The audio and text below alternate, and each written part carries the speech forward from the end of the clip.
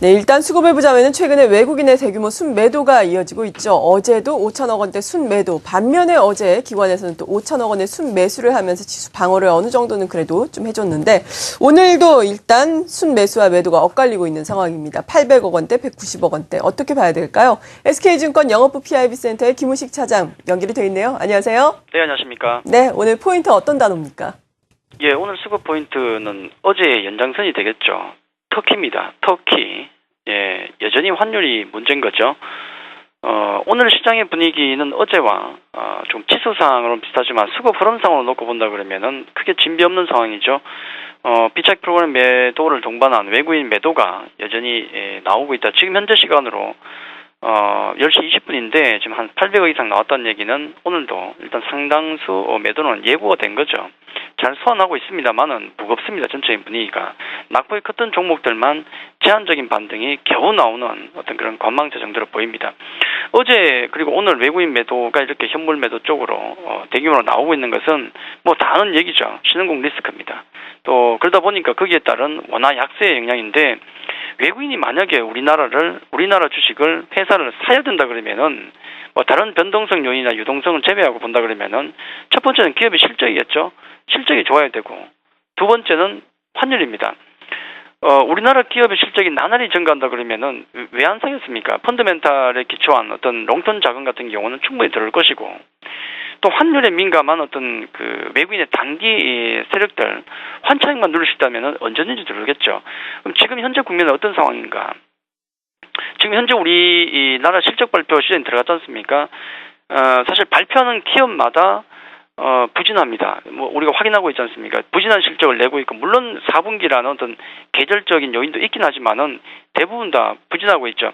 전기전자 그랬었고, 자동차, 또 어제 발표한 화학, 조선, 뭐 건설, 어느 하나 업종치고 지금 잘 나오는 쪽이 없다는 게 가장 좀 아프죠. 우리로 볼 때는.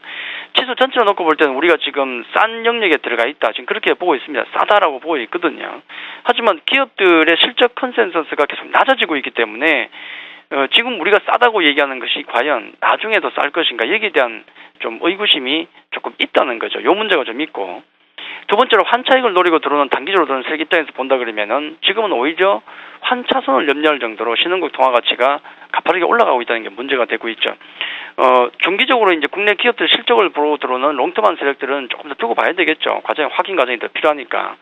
다만 당장 급한 것은 이 환 세력들의 입장에서 볼 때는 좀 급하죠. 일단 신흥국 통화의 안정이 가장 급하다. 왜 터키라고 말씀드리는가 하면은, 터키를 비롯한 상당수 그 국가들의 어떤 중앙은행들이 지금 대책회의를 가질 것 같습니다.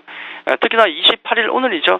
오늘 지금 터키가 지금 새벽입니다. 지금 한 3시 조금 넘어갔나요? 새벽 3시쯤 넘어갔는데, 터키 같은 경우도 중앙은행이 지금 특별 대책회의가 예정이 되어 있거든요. 뭐 일각에서는 200에서 300bp 정도의 금리 인상이 필요하다는 견해도 있습니다만은, 일단 어떤 대책이 나오고 그 대책에 의해서 진정이 되고, 어저께 잠깐 진정했지 않습니까? 또 미증시가 그걸 통해서 안정이 될지, 이게 관건이거든요. 그래야 설 연휴를 앞둔 내일장의 횡보가 결정이 되지 않겠습니까? 그 발표 아마 그 터키의 특별회의 결과는 우리가 아마 장 끝나고 나서 그 이후에 알 수 있을 것 같은데, 아마 거기서 어떤 게 나오느냐에 따라서 내일장이 결정될 것이고, 그게 설 연휴 이후에 흐름을 결정하실 것이다 해서 터키가 오늘의 수급 포인트다, 그렇게 말씀드리겠습니다.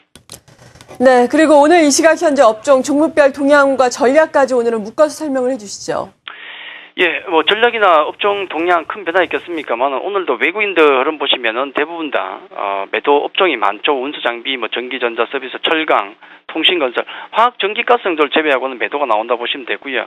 자, 기관들 같은 경우 이제 받쳐주는 정도만 하고 있는데 강한 힘은 없죠. 운수창고, 전기전자, 화학 매도, 운수장비, 통신 서비스, 철강 매수인데, 매수 종목 보더라도 외국인들 한국전력이라든지 뭐 기아차, 신한지주, 현대건설, SOL 같은 종목 보이고, 기관들도 보시면 뭐 KT, 한국전력 등등 보이지만은 방어업종이 많이 들어가 있죠. 낙폭 과대주 내지는 방어업종이 많기 때문에 딱히 이제 우리 시장을 이끌 만한 힘은 없다, 그렇게 보시면 될 것 같고요. 외국인 전반적인 매도세가 가장 중요하겠고, 그러다 보니까 뭐 어제와 큰 어떤 전략 자체가 바뀌겠습니까? 가장 중요한 것은 앞서 말씀드렸던 터키 말씀드렸지만은 신흥국 통화의 안정이 일단 되고 나서 그때부터 새로운 전략을 내놓아야 될 것 같습니다. 지금은 보유 종목 실적 체크 잘하시고 실적 개별주 쪽으로 압축해서 홀딩하는 게 맞지 않을까, 그렇게만 말씀을 드리겠습니다.